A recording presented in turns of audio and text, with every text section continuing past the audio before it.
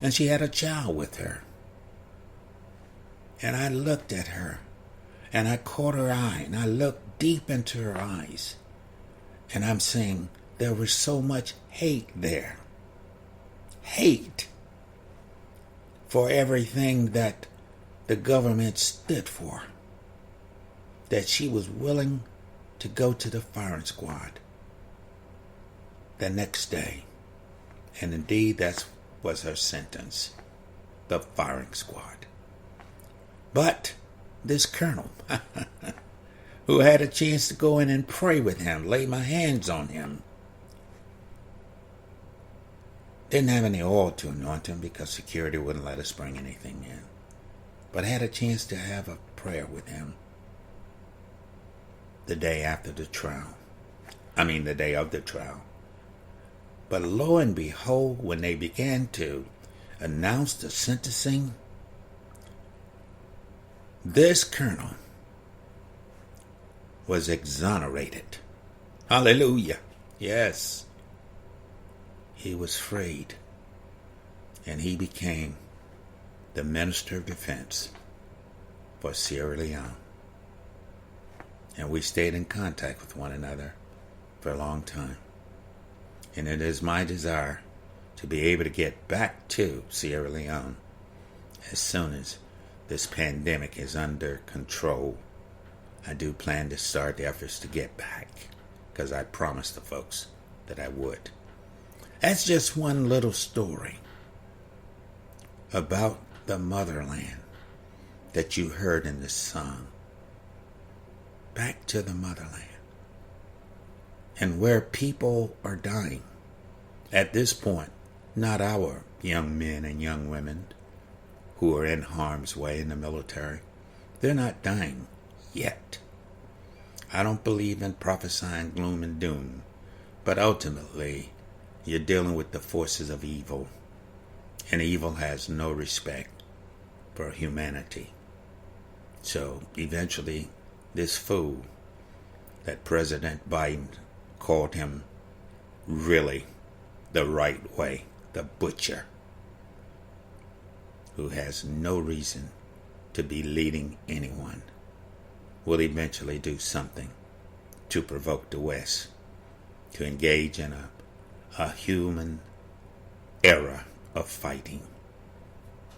This fool would rather have his people die along with everybody else, if necessary, than to say he was wrong. But that's the end of that story. I came back to the States, and lo and behold, there was some skirmishes that took place later out in the bush where I'd been, and I felt there was so much unrest. And looking at the folks that were in this little makeshift hospital, and the only doctor there was from Brazil. Everybody else just took flight and left in Sierra Leone. And I saw the kids, and he was operating without proper medication or utensils, but God was keeping the wounds clean. Young lady who lost her arm, and to stop the bleeding had forced it down into the dirt to stop the bleeding when they cut off her arm, which is one of the things they did. That was their trademark, cutting off arms and legs. Young lady whose eye had been plucked out. Yes, plucked her eye out, so that she had nowhere else to go but to be with them, the rebels. So I had to leave them and return to try and get the message out about the needs of the folks back in the motherland. And even to this day, at my age, I still try to tell the story.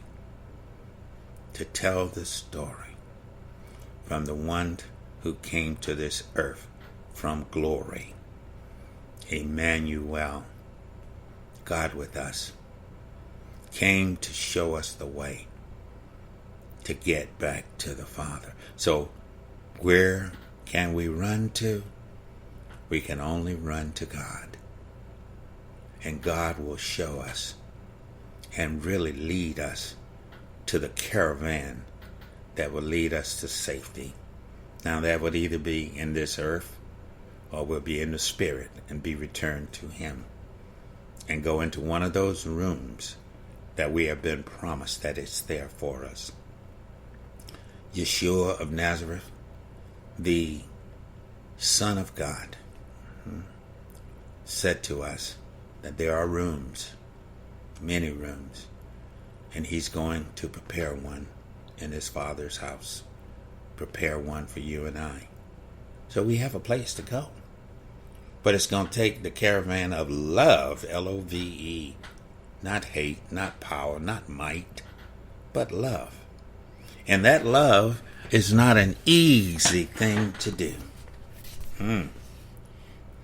You know, most of the folks in this republic are considering themselves Christians, Judeo-Christians, and there's a mixture of all other types of religions.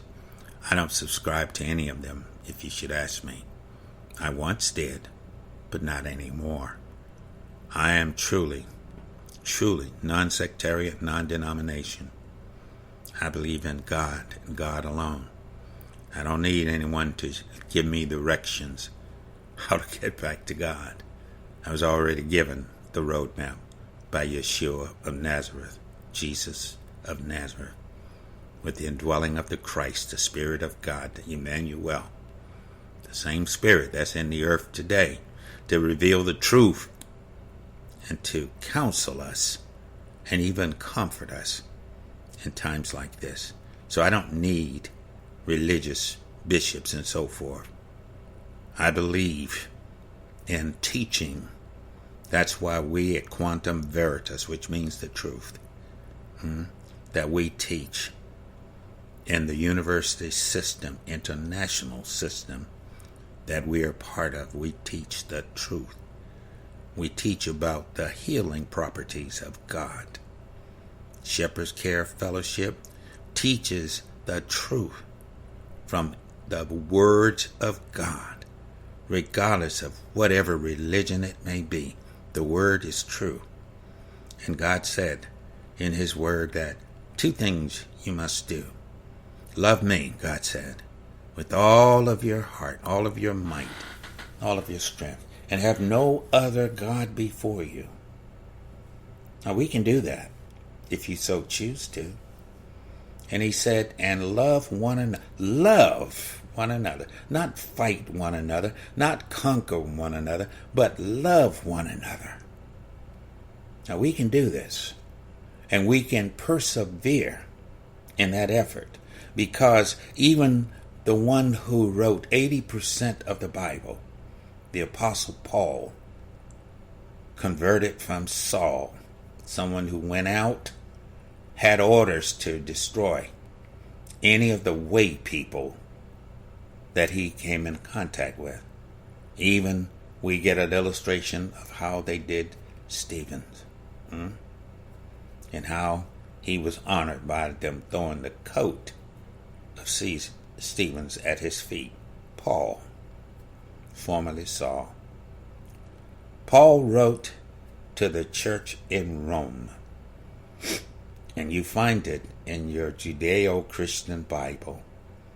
Romans chapter 5, verse 3. He wrote these words, not only so, but we also glory in our sufferings. In our what? Sufferings.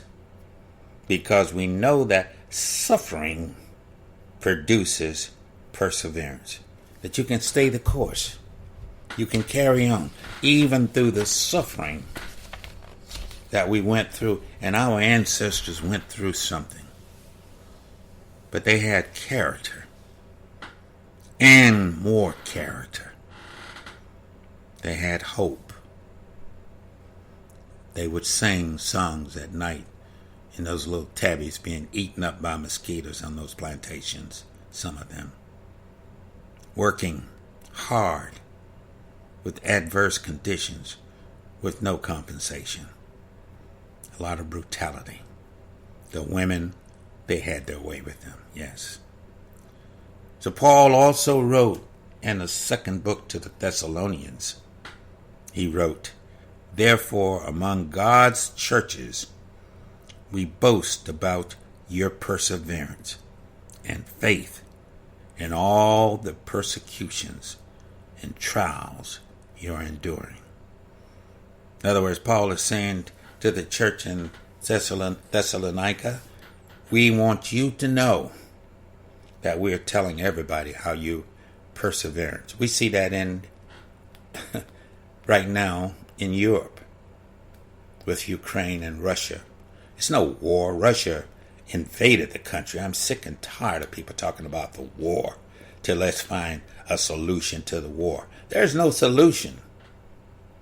The Russians invaded these people's country and they're doing all kind of dastardly things.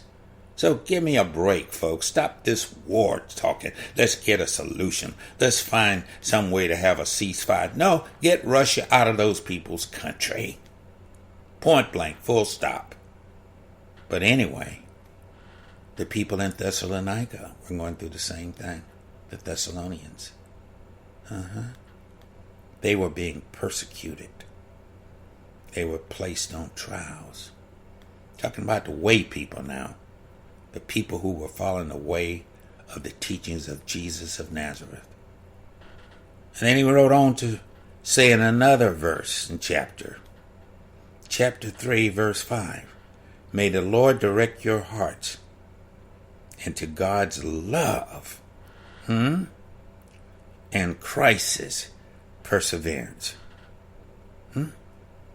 Who persevered more than the Spirit of God in the body of a human being, Jesus of Nazareth, Emmanuel, residing inside of this human being, who was all human and yet all divine? Can you imagine suffering that way? Can you imagine? I say again, can you imagine what it must have been like? But God's love can have us go through whatever you're dealing with right now, that you can persevere.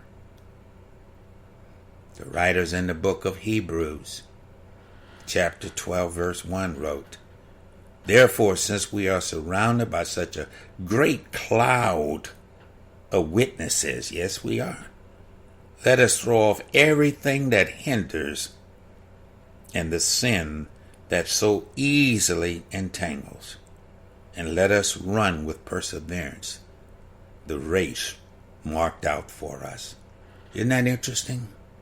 The writers of Hebrews said this.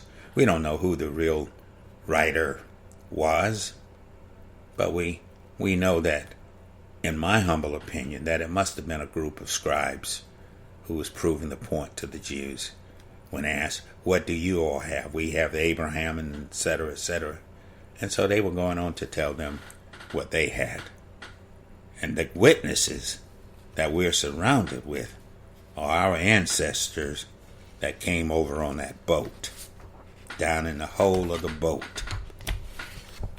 Ones that were whipped, treated like regular livestock. You know, through perseverance, it tests our faith. And the perseverance, it produces faith. It produces strength. Perseverance by testing of our resolute, if you will. And James wrote in James chapter 1 verse 4, here we see the writer saying, "Let perseverance finish the work so that you may be mature and complete, not lacking anything." Wow. Not lacking anything. In other words, God will provide provide all of our needs, not necessarily our wants, but all of our needs.